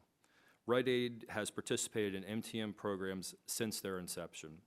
We have helped thousands of patients get more out of MTM to optimize their medication therapy. The fact of the matter is, we can do more. There are numerous challenges that exist which impede the uptake of Part D MTM services, such as lack of incentives for plans, providers, and beneficiaries, poor targeting of beneficiaries, a lack of beneficiary awareness and provider participation, and prohibitive documentation requirements. Rite Aid believes reforming the Part D MTM program can be accomplished by better identifying beneficiaries who most need the services. Changes should be made to revise the eligibility requirements to include beneficiaries with single chronic conditions that have been shown to respond well to improve medication adherence. One of the committee's members, Congresswoman McMorris-Rogers, introduced legislation last Congress that would have made such changes. Under her outstanding leadership, the bill garnered 170 bipartisan co-sponsors, including 29 current Energy and Commerce Committee members. This Congress, there is similar legislation that has been introduced in the Senate, S. 766, the MTM Empowerment Act. This bill would provide access to MTM for beneficiaries with diabetes, cardiovascular disease, COPD, and high cholesterol. We encourage Congress to advance this vital legislation to allow more Medicare patients to have access to MTM services. In addition to more effectively targeting and more effectively target and reach beneficiaries most in need of MTM, we believe policymakers should explore ways to realign incentives in the program for plans, providers, and beneficiaries alike. I would welcome the opportunity to elaborate more on these topics further during the Q&A portion. In closing, Rite Aid would like to thank Congresswoman McMorris-Rogers, the committee for their leadership on this important issue. Our company and industry look forward to serving as a resource as Congress explores ways to strengthen the Medicare Part D MTM benefit for our nation's seniors. Thank you for the opportunity to be part of this vital discussion. Chair thanks, gentlemen, and now recognizes Dr. Benson, 5 minutes for your summary. Thank you, Chairman Pitts, Ranking Member Green, and members of the subcommittee for holding this important hearing and inviting me to testify. Today I speak not only as Associate Medical Director of Stroke at MedStar Washington Hospital Center, but as a volunteer for the American Heart Association and its more than 30 million supporters dedicated to building healthier lives free of cardiovascular disease and stroke. The statistics are alarming. Over 93 million Americans don't take their medications as prescribed. Poor medication adherence results in 125,000 deaths in the United States annually and costs our healthcare system nearly $300 billion a year in additional doctor and emergency department visits and hospitalizations. Poor medication adherence is particularly common among patients with cardiovascular diseases, which is the #1 cause of death in this country, and stroke is the #1 cause of disability among adults. And with patients with CVD, when they don't take their medications as directed, the repercussions are very severe. As I mentioned, they die or are lost with major disability. So why don't patients take their medications? There are many reasons. They may forget. They may think the medication is not working. They may fear the side effects or having difficulty taking the medication. Or it may be a combination of all of these. However, there is hope. Medication therapy management programs can improve adherence. Research indicates that these programs can lead to better health outcomes, reduce the risk of adverse events, and help control healthcare costs.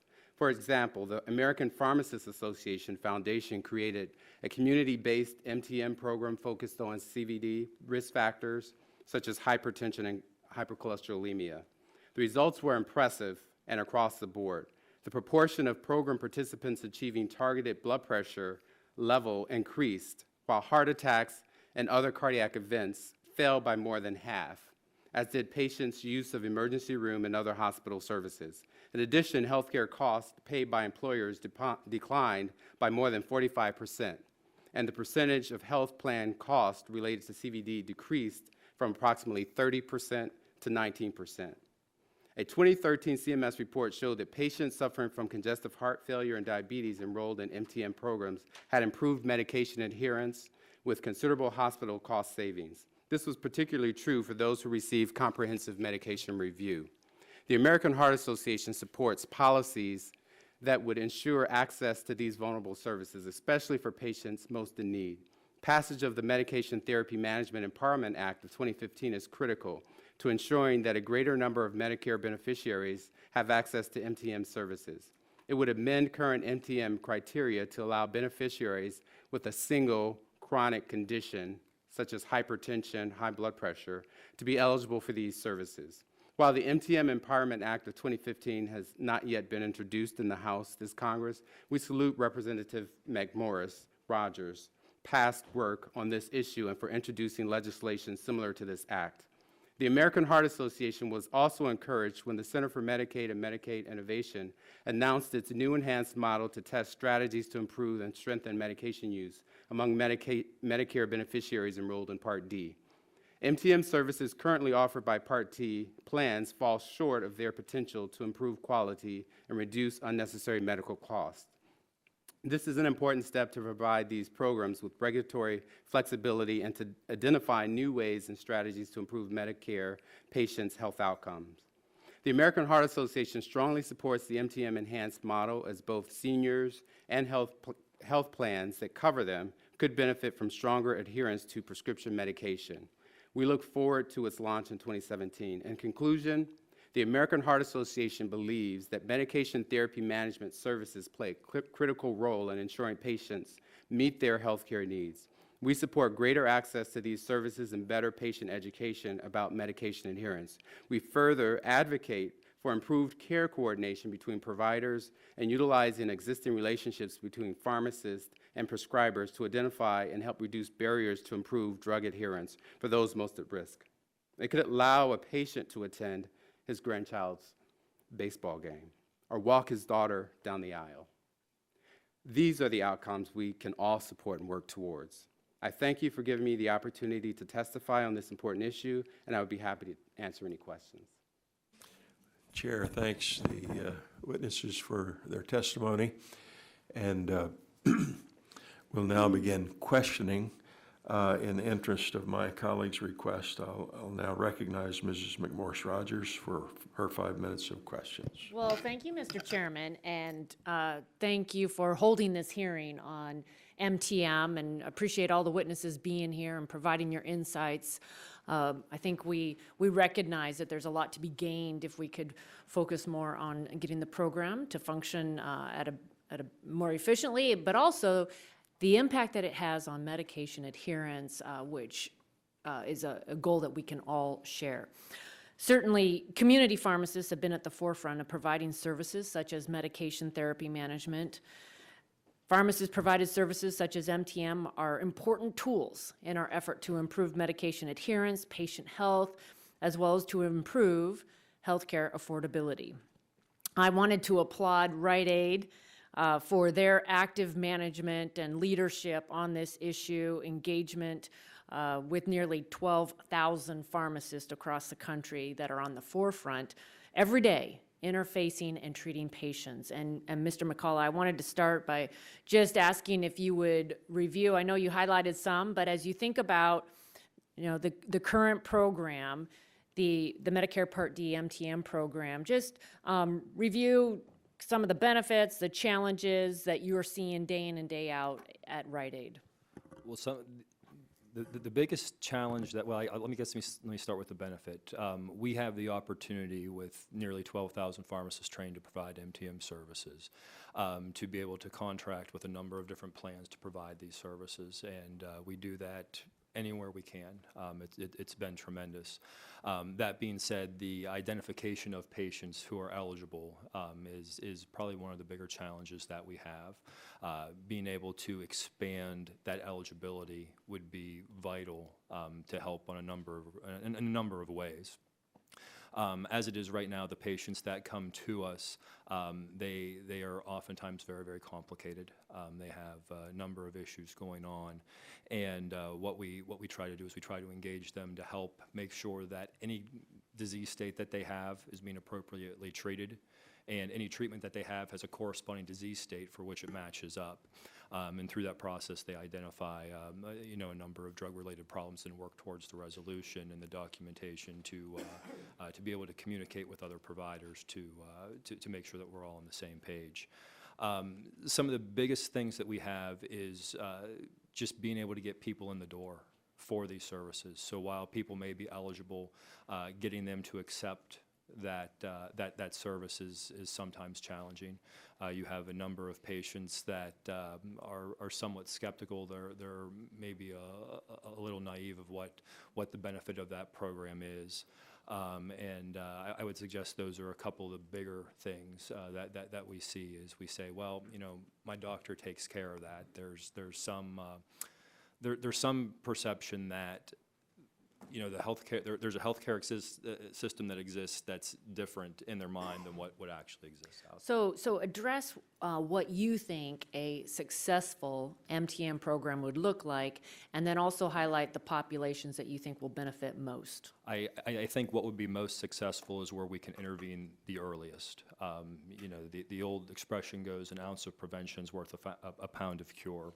So the earlier we can intervene in any chronic disease state, in diabetes, COPD, cardiovascular disease are ones that come to mind very quickly. But anything that we can do earlier in the process will prevent disease progression. And ultimately what that'll do is that will eliminate healthcare costs downstream.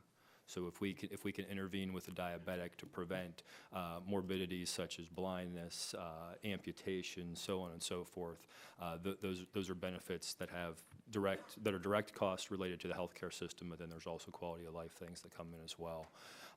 Also, earlier intervention can prevent kidney disease progression like that. You know, diabetes is probably one of the low-hanging fruits, cardiovascular disease. But essentially, I'm probably of the mindset that any chronic disease state is fair game to start early on to prevent that progression. Great. Okay. Thank you, and thank you, Chairman, for yielding me this time. You're welcome. Thank you. Chair now recognizes the ranking member, Mr. Green, 5 minutes for question. Thank you, Mr. Chairman. The CBOS, excuse me, the CBO estimates that last year Medicare Part D spent $65 billion on prescription drugs. Despite the impressive magnitude of the spending, we haven't developed a successful system that ensures we are doing all we can to help beneficiaries overcome any obstacles to taking that medication as prescribed. This issue is not a new one. In fact, 25 years ago, the Office of Inspector General issued a report entitled Medication Regimens, Causes of Noncompliance. Yet a quarter of a century later, we've made little progress. And I want to add, 25 years ago, we didn't have some of the great pharmaceuticals that we can take for our illnesses. That being said, we do have several examples, many noted in the testimony of our witnesses, of outstanding success in the area. I'd like to take advantage of the 4 different perspectives we have on our second panel. Can our witnesses comment on what characteristics are the most important to incorporate in any MTM intervention in Part D moving forward to achieve the outcomes of what we've seen in Medicaid and in private sector? In response, I'd be interested in understanding what you see as a top barrier right now to achieving the success in Medicare Part D, MTM, and how the characteristics you identified would overcome that barrier. I guess I'll start. Yes. Well, first, I think what CMMI has done in constructing this model does address some of these questions. First, a prospective payment to allow plans to invest upfront into MTM interventions and target patients that have the most need is a real good start. Secondly, having a reward on the back end for outcomes as opposed to processes is a very good result. There's some challenges with that, obviously, but we'll work through those challenges. Those are 2 very good starting points for CMS to start with, because the way that the program was structured before, as was said earlier, the goal of prescription drug plans is to compete in the marketplace based on premium. And if you're focusing on lowering premium, then you're not going to be investing a lot of cost into, or a lot of money into prevention and some of the other things that are necessary. CMS, under the current program, allows people to allocate, or allows plans to allocate money, but it has to be included in their administrative costs within their bid. Taking this outside of the bid and putting this as a prospective payment is going to make a huge difference in the ability of plans to invest more freely, more creatively, and more innovatively. Okay. Yeah, I would Mr. agree Merritt? with I'd agree with what Larry just said. And I think the key is we need to let innovation start working, because there are ways to reach these people, but right now you have a lot of people who maybe are the wrong people to be targeting because they're fully compliant on their medications. Maybe they're people who aren't interested in participating, and a whole host of other reasons. You have prescriber abrasion, where prescribers are getting asked by patients, what's this call, this MTM thing? And the prescriber will say, I don't know, don't take the call. If it's not for me, don't talk to them. So we need more coordination, and I think these incentives will help. We need more coordination between the plan, the prescriber, the pharmacist, the patient. Right now, people are subject to so much noise in their life in general, and noise just on your phone, getting calls for refills and so forth. Thought of, for a lot of people, getting on a phone call and talking for 15 or 20 minutes about something to somebody on the other end of the line, or waiting in line at the pharmacy and talking for 15, 20 minutes, half hour. They don't have the time to do it. They're not interested in doing it. And I think there are ways to change that, but we need to let innovation start working so we can see the stuff that works and do more of it. Mr. McCullough. I would just add, in addition, I think the top barrier, as you asked for, Mr. Green, is that the identification of the appropriate patients to impact. You know, we have an awful lot of patients that come in our stores every day that would benefit from earlier intervention. So by being able to get earlier access to care, I think you can have a lot of cost-effective interventions that will save us money in the long run. Dr. Benson.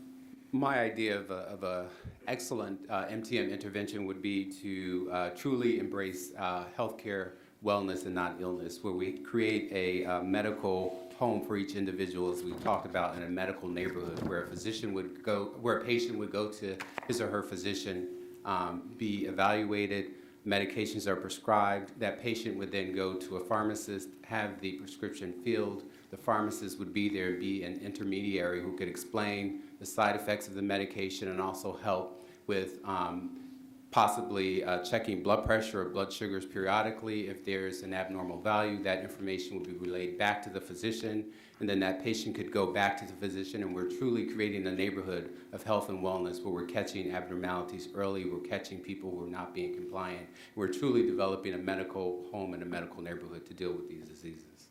Thank you, Mr. Chairman. I know I'm out of my time, but Mr. Cook, I want to, you recently wrote an article for Medication Therapy Management Health Affairs blog, and you described the status of an MTM program as well as upcoming CMMI Part D.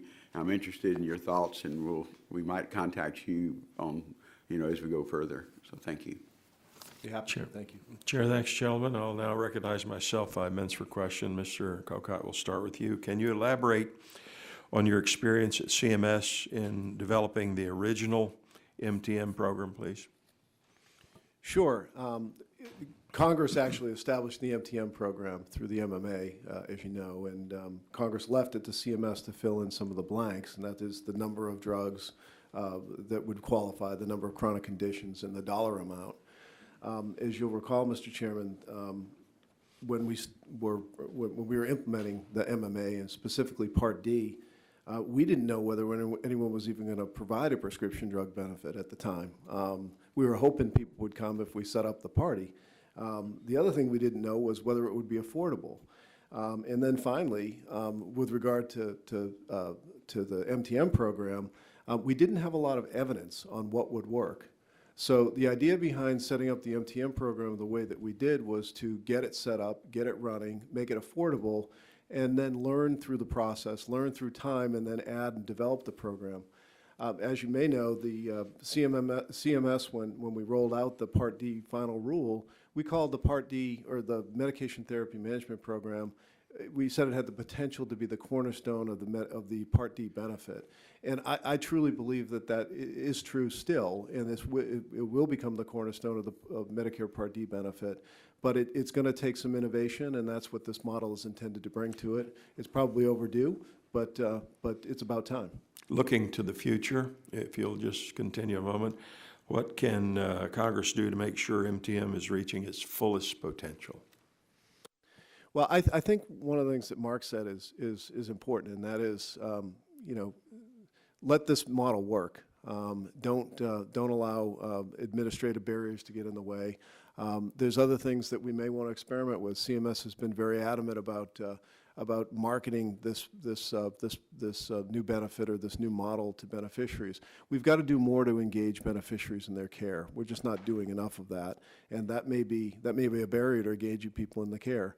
There's a fine line between marketing and overdoing it with beneficiaries and using this in ways that you shouldn't, but we also need to engage them, and we should explore new ways to develop programs to do that.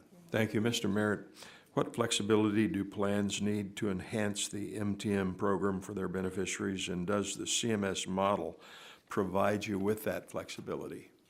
We're very encouraged by the CMMI model. It addresses virtually all the concerns that we have mentioned, from economic incentives to flexibility. In terms of flexibility, right now there's the assumption that, okay, you have to have several classes of problems in several different conditions. And it may just be one condition, a blood thinner, it could be opioid, it could be diabetes, it could be a whole host of things. And there are different ways to identify individuals. Right now, we need to find individuals who need the help, who want the help, and that we can really talk to about it. There's almost no awareness right now among people about this particular program, and a cold call from us or a question from a pharmacist at the counter is not going to kind of move them right now. So we need to really find ways to target individual groups of people and really go after them, educate them, find other providers that they want to talk to. Maybe they want to talk to the plan, maybe they want to talk to the doctor, maybe the pharmacist, but we need to get to know those people better. This will help us do that. The problem we have with existing laws, we have to treat everybody the same, give them all the same uniform treatment. They don't all need the same treatment. You don't market any other program like that. We need to get that flexibility. What are the implications for plans that activities associated with MTM will be counted as quality improving activities in the medical loss ratio? What does that mean for plans? Well, the medical loss ratio really, in a sense, punishes additional administrative expenses. If more spending on MTM is viewed as an administrative expense, the plan's going to get punished. You're going to have to give rebates back, and it's just a huge disincentive to move in that direction.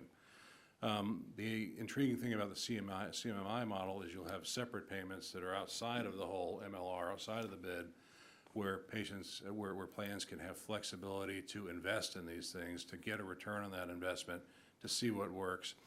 Right now, the challenge is if we go and spend more money than the bare minimum that's required, that money will be largely counted as administrative costs. It'll undermine premiums, it'll make products less competitive, and there's just no incentive to do it, considering what people really want is lower premiums and real access to drugs. That's the most important thing. Thank you. Mr. McCullough, please discuss how MTM works in practice and give me a real-life example of a success story. Yes, sir. In practice, what we do is when we have the opportunity to sit down with the patient to provide a MTM service, and more specifically the comprehensive medication review, is we sit down and we assess the patient to make sure that every medical condition they have has an appropriate treatment, and every treatment that they have on board has a corresponding medical condition. Through that process, we also do some physical assessment to make sure that the therapies that they're on are actually achieving clinical goals to the benefit of the patient. And through that whole process, we identify different drug-related problems that we then collaborate with their prescribers to look to resolve. Be that increasing a dose, decreasing a dose, adding a medication, removing a medication. Those are some very common things. Additionally, what we do is we then provide documentation to the patient around different actions that they can take to improve their health, as well as documentation for them to be able to share with other providers, which would be a comprehensive list of medications, personal medication record. That is arguably one of the most important things that prescribers look for, is to have a current list of medications so they know what to work from. As far as an individual example, we had an opportunity where we provided care to a patient. I believe the patient was in the state of Tennessee, where it was discovered that the patient was receiving continuous treatment for a urinary tract infection that was not necessary. And what was happening is that was creating respiratory complications, and this patient was then put on a number of inhalers and steroids and whatnot to treat that. Through the comprehensive medication review process, we identified that root cause. We were able to get that root cause resolved. The patient's symptoms resolved. They were able to discontinue the respiratory medications, and the work we got back is that saved tens of thousands of dollars in healthcare costs. All right, thank you. Chair now recognizes the Vice Chair of the Subcommittee, Mr. Guthrie, 5 minutes for questions. Thank you very much, and my question is for Mr. McCullough. On this, as a pharmacist, you're aware of the important role that pharmacists can play in delivering care to patients. We've talked about this morning. I actually have another bill. It's H.R. 592 that would allow Medicare reimbursement for some of the basic services that pharmacists provide. They're allowed to perform under their own state law. Can you address some of the things that pharmacists can do but aren't reimbursed for in Medicare? Yes, sir. I would be happy to do that. Thank you. I'll just start off by just saying, from my perspective, I believe that the pharmacist has a specific goal in the healthcare community, and that's to monitor medication safety and efficacy. We do an excellent job with safety as we look for drug interactions and drug allergies with every prescription that we fill in the community setting. Where we have a tremendous opportunity is in how do we make sure that the patient's therapy is as efficacious for them as possible. And to that, simple monitoring tests would be some of those very simple things that we could be looking at. There are some medical conditions that you monitor blood pressure with a cuff and a stethoscope. But there are other ones where you have to do some simple blood tests, which are allowed by state laws. And that does vary from one state to the next. But those are tests that we could do where we would be able to intervene and collaborate with prescribers to adjust therapies more appropriately. However, as it is right now, we do not have the capacity to be able to bill for services like that, which would be very simple and very timely interventions to help increase the patient getting to a location where the therapy is adjusted in a more timely manner. Okay, thank you. And some of the questions also I have, you touched on in your opening statement, your 5 minutes, but I think you said at the end you wanted hopefully a chance to elaborate. So I'm going to ask some questions because you kind of addressed these, but maybe get a chance to elaborate. You've already talked about the role that pharmacists play under the current MTM program. Could you talk about how the role could potentially change under the MTM model test out of CMS? I think that through that you're going to see some different changes just by the new models that come forth, and what I expect to see is just a number of different strategies used to identify different groups of patients, groups that will be more responsive. I think that that's one of the biggest things that we can get out of this is to be able to demonstrate that earlier action through more appropriate patient identification would be one of those things to look for. Whenever we're able to intervene earlier in the disease process, I fully believe that we can change the trajectory of that disease progression to the benefit of the patient. Through that, I can see pharmacists getting involved in doing a number of different additional things. Some of the low-hanging fruit will be, assessments to make sure immunizations are up to date, with more regularity. I think there's a number of things like that you'll see come to light. Okay, thanks. I know that pharmacists and pharmacies particularly played an instrumental role implementing the Part D program. Has the role of the pharmacy changed since the introduction of Medicare Part D? It's interesting when I was talking with Mr. Kokot here before we started, and I was dispensing when Medicare Part D was implemented, and that was an interesting time. It was great because we were able to get more people access to medications that, in December of 2005, there were different conversations than there were in January of 2006. Since that time, though, what we've seen is pharmacists become more instrumental in educating beneficiaries around their benefit design. But additionally, you've seen the role of the pharmacist expand through the advent of MTM services that was brought through with Medicare Part D. But also we've seen a rapid expansion in the last 10 years with immunization services that are provided in the community setting. 10 years ago it was there was a limited number of states, and now I believe every state in the union offers some level of significance with pharmacy-based immunization. Thanks, Utah. I just have about 30 seconds. You said 30 seconds for an answer. When Mr. Pitts talked to you, you talked about the benefits of the MTM program. What are some of the challenges you've seen in trying to implement implement at Rite Aid? we contract with whoever we can because we want to provide service to whoever we can. And I believe Mr. Merritt made the comment that some of the challenges is when you are reaching out to patients to get them to enroll, there is some resistance, there's some hesitancy. One, because they're not aware of the benefit, they don't know what all is entailed with that. They consult with a physician who says, I'm not sure about what's going on. I would even suggest that there's some community-based resources such as senior centers that I've heard specific examples of that would say, hey, if somebody calls you with something that sounds too good to be true, it might be too good to be true. You know, I think there's a huge opportunity to drive awareness with that population as to this is something that you may have as a benefit, and if you have a benefit, you should very much take advantage of that. And then additionally, working with other members of the healthcare team to make sure that you have their buy-in and endorsement in supporting. Well, thank you. Thank you for those answers. My time expired. I yield back. Chair, thanks, gentlemen. Now recognize gentleman from New York, Mr. Collins, 5 minutes for questions. Thank you, Mr. Chairman. And maybe to follow up a little bit on what Mr. Guthrie was getting at, and maybe what you said a little bit, Mr. McCullough, you know, motherhood and apple pie. I mean, this, on the one hand, sounds like that. I mean, you've got Democrats and Republicans here universally agreeing anything we can do to help patients, treat their diseases better, save money at the same time, both for the federal government and plans. If that's not motherhood and apple pie, I don't know what is. So it comes back to you know, the question of how do we get more plans involved? How do we get more beneficiaries involved? And maybe at some point confirming the cost benefit is real and it's not so nebulous that it's manipulated. But one particular question from Mr. Kokot, where I think your written testimony anyway said basically there's not a lot of incentive, financial incentive for plans to enter the MTM. But you know, on the star bonus payments, as I understand it anyway, one of the quality measures is drug-related. So and I have at least understood from some in the industry that the MTM plans have helped them in that particular criteria within their to get the star ratings up. Would you comment on that, Mr. Kokot, one way, whether you agree or not that? Sure. As you know, the financial rewards, the star ratings go to the MAPDs, and the prescription drug plans do get a star rating, but it's not as powerful because of the financial rewards that are associated with the star program for Part D.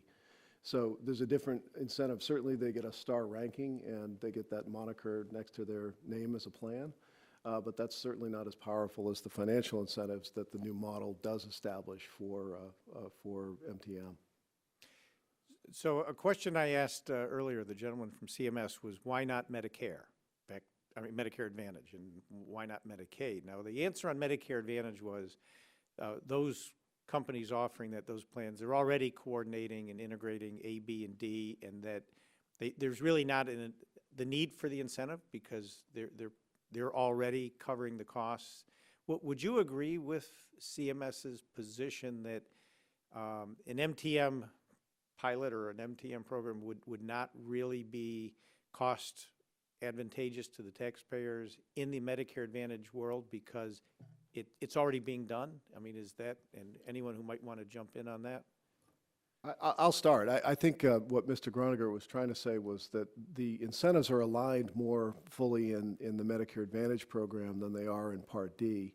And I thought I heard him say that we want to experiment with Part D, and if things look like they're effective, we could try to adopt more for the Medicare Advantage program. I don't think he ruled it out, but I think this is a good place to start because the contrast is very stark. The incentives are totally misaligned in Part D for a plan to invest in better care because it just doesn't, there's no financial reward. Yeah. Would the others agree with that? Yeah, I would agree with that. I mean, the reality is because the MTM current setup is so inflexible, there just hasn't been a lot of information. There's not a lot of data. There's not a lot of outcomes reports on it. And the assumption is in the Medicare Advantage plans, they have better access and reasons to be able to get there. The standalones clearly can't get there. They don't have the incentives. They need this kind of support. And I do think it's a good place to start. Well, one last question as my time expires here. Is there a geographic area in the country that seems to have adopted MTM more than others, and if so, why, and what have they found? Or is this kind of a difficult issue across the whole country? Or is there any early adapters that you can think of? Not really? We have some anecdotal evidence that MTM has taken hold in certain communities, but I don't have any real evidence to offer you that MTM is more prevalent in one plan versus another, or in one geographic area versus another. I think it comes back to that issue of incentives, and all Part D plans have to live within the same rules.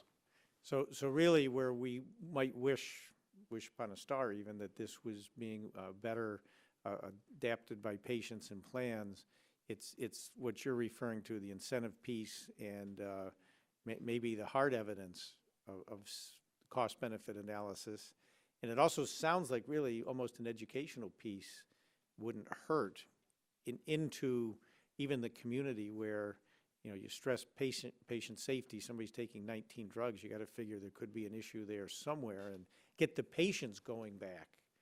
It's push-pull. So anyway, thank you for your testimony, and with that, Mr. Chairman, I yield back. Chair thanks you, gentlemen. Now I recognize the gentleman from Virginia, Mr. Griffith, 5 minutes for questions. Thank you very much, Mr. Chairman. Mr. Merritt, it's evident that the utilization of the Part D MTM program has been low since its inception. There may be a number of reasons for that, but one might be that Part D plans set an unreasonably high eligibility criteria for covered beneficiaries. Why is it that most plans require 3 or more chronic conditions and 8 or more prescription drugs? Well, I mean, we comply with what's in the MTM statute right now, so there's certainly, I would say within our industry, there's certainly an intention to make this work. It's just very difficult to make it work when you have to have uniform services for every single person, regardless of their needs, their interest in the program, their receptivity, what drugs they're taking, and so forth. So it's in our interest to see this thing work. It's just been structured in a way where it's just difficult to work, and not just from our perspective. I think everybody here, all the different stakeholders would say, for different reasons, it's very hard to get this off the ground the way it has been. We are hopeful, though, with the CMMI model that those barriers will be removed, and I think all the stakeholders here think there's a really good chance of success if we let this program work. So you don't think that the high barriers are causing a problem at this point, or they're not designed to reduce the number of folks who take advantage of it? No, I mean, I don't concede that there are high barriers. I just concede we're complying with what the standards are right now. And one of the good things about the standards, or with the CMMI program, is it's reducing the number of conditions that make somebody eligible for this program. So there may be somebody with one condition that makes them eligible. There may be somebody with 2. So it's in our interest to make sure that the utilization is done right, and I think the challenge for all of us is just hasn't been the incentive or the structure to make it work yet. All right, Dr. Benson, you want to get in on this? Yes, no, I agree that the issue is multifactorial, but I definitely support allowing single chronic conditions to be an eligibility criteria. As a representative of the American Heart Association, hypertension is one of the most common as well as treatable conditions that can decrease a lot of deaths in this country, and that's a single condition, as well as diabetes. We've talked about that today as also a single chronic condition, so I definitely advocate that as a representative of the American Heart Association, allowing individuals with a single chronic condition to also be eligible for the program. Okay, and I appreciate that. Also, Mr. Merritt, the Pharmaceutical Care Management Association has stated that expansion of MTM eligibility would result in increased costs to the plans and therefore could lead to increased beneficiary premiums and costs to the federal government without adding any clear value to the program. Do you disagree with that? And then if you do, what would you say to those who argue that well-run MTM programs can result in reduced prescription drug prices as found by CMS when they studied the Part D MTM program? Sure. I mean, that statement is true if there aren't the economic incentives to get the job done right. Right now, with the way the medical loss ratio calculations are calculated, any additional innovative things that we do on MTM are counted as administrative costs, not medical costs, which punish the plans and force them to give rebates. And so with economic incentives, not only do we have a reason to pursue this without having to sacrifice premiums or access to drugs and so forth, but if it's set up this way where it's outside of the whole MLR calculation, we have every incentive to really go for it and use all the innovative tools we have to make it work. I appreciate that. Appreciate all of you all being here today. And with that, Mr. Chairman, I yield back. Chair, thanks to gentlemen. That concludes the questions of the members present. As always, we'll have follow-up questions, and members who couldn't be here will have questions. We'll submit those to you in writing. We ask that you please respond promptly. I remind members that they have 10 business days to submit questions for the record. Members should submit their questions by the close of business on Wednesday, November the 4th. Excellent hearing, excellent testimony, good program with bipartisan support, and we look forward to the progress that we'll be making on this issue. So without objection, the subcommittee is adjourned.